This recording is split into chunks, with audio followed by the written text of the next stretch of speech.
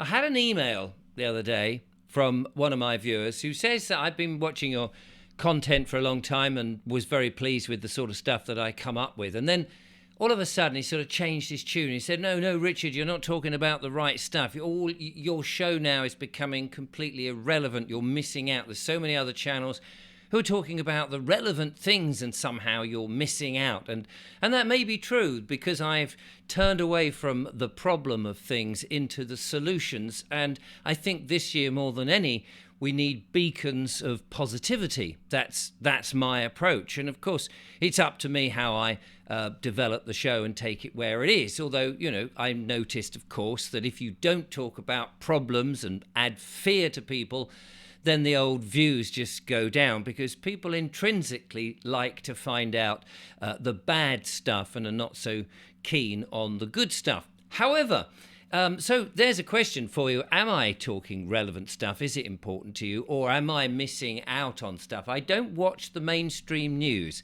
So that is one thing that I do desperately try. So I don't get involved in a number of the distractions. I've got a good idea of what the problems are and what's going down.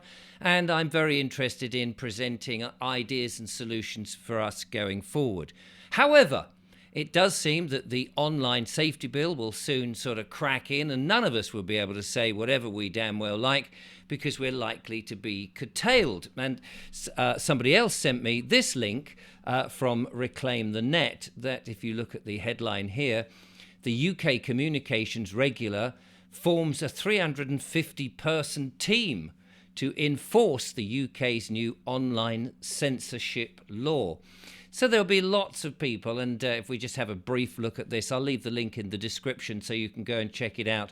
Of course, the authorities in the UK are thinking of the children. Everything is sold on, this is going to be good for you. And so that's why they're doing it. And the report says that in order to implement the controversial law that considerably restricts online speech, the regulator is tasked Ofcom and has employed as many as 350 new staff. And these have come from all the big tech giants, Microsoft, Google, and so on and so forth. And of course, it's a bit like the old fact checkers. Who checks the fact checkers? Who gives them the authority to curtail people like me to talk about perhaps things that are beneficial to others? Well, of course, it's the government. Oh, yes, that fine, lovely institution that we set the policies for, don't we? That we tell them what to do. Hang on a minute. No, wait, it's gone the other way round, hasn't it? Yes. So my solution, if there is such a solution to any of this, is, of course, let's play whack-a-mole with them. They may come under the big channels, and they may start to curtail the things that we can say, and maybe these channels will disappear. But I would urge people to set up Rumbles and Odysseys, but in particular as many YouTube channels as they can, and to put out their own content, share other people's content as well, as particularly those who do not mind. And so that the information that comes out gets out, so that they continually play that game of whacking the mole and trying to prevent people from getting up. Even if you've only got 10, 20, 100 people watching you and you're putting out your views, let's populate the internet as much as we can with all the different views that people have, and try and make it much more difficult. Because it does seem, I was listening to Brett Weinstein and I can't remember his name now. Tucker Carlson. There we go. And one of the things they were talking about of how we've managed to upend one of the problems and wake people up is, of course, podcasts and videos have been something that the deep state hadn't really reckoned for. They thought that just having the mainstream media and the official narrative was enough.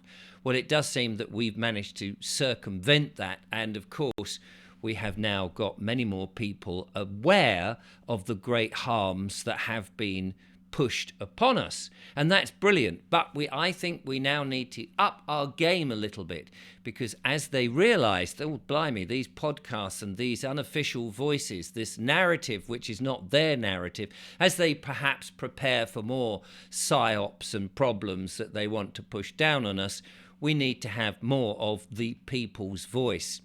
And that's where you come in. I mean, many people say to me, but Richard, what can I do? How can I help? In what way can I contribute? And I think very much being able to put your face above the parapet and saying, actually, I've got a point.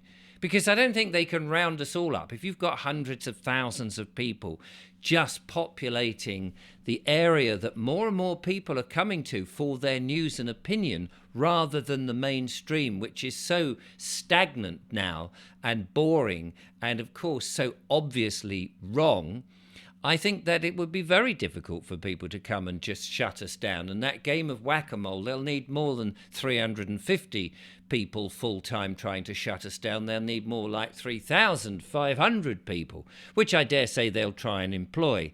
So the more of us can set up the channels, can talk our mind, talk our own truth, see how we feel about it, we're influencing others.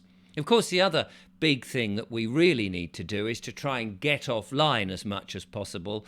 I know people are in Telegram groups and WhatsApp groups and they think that these are fantastic, but actually face-to-face places, if we can get back in the parish halls, the local village halls, frequent the pubs, hire the pub on a morning, 10:30 in the morning, before noon, before the pub opens, if you can find some awake pubs, and just gather and talk about all sorts of bits and pieces that you have seen in the news, and share that, bring people in, talk very carefully in light tones. So many people now are beginning to realise that what's coming down the pipe is just so anti-human. The various fines and entrapments that we have, the council tax, the unfairness, the fact that democracy is the wrong way round. There's lots of ways that we can talk to people about the problems without having to go into the horrific side, which I believe the correspondent who I mentioned at the beginning wants me to talk about the dreadful things that are happening to children and the UFO stuff and various other things which are, much more secret. But of course, I have to play a very different game.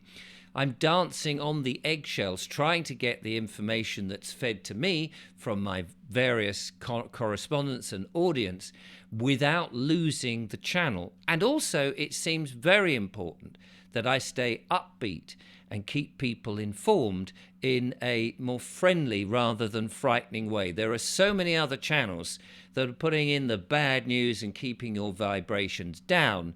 Whereas I think in order to win this war, which is what it is, that we need to stay positive, upbeat, and feel that our vibrations are high, because there's a lot in the spiritual world and our own spirituality that we can do to fight them. Ultimately, this is a war of good and evil, and we need to stay on the good and keep our vibrations as high as possible.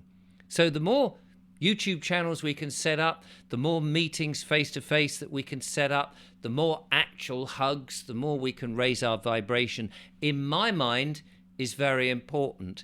And the less that we frighten people and keep people down, the better. I mean, the government and the WEF and the WHO are doing a very good job of that, and the people who are funding them are doing their best to keep us in a low state. But if we refuse and we stand up for ourselves and assert ourselves in a positive way, then, in my mind, there's no way that they can win.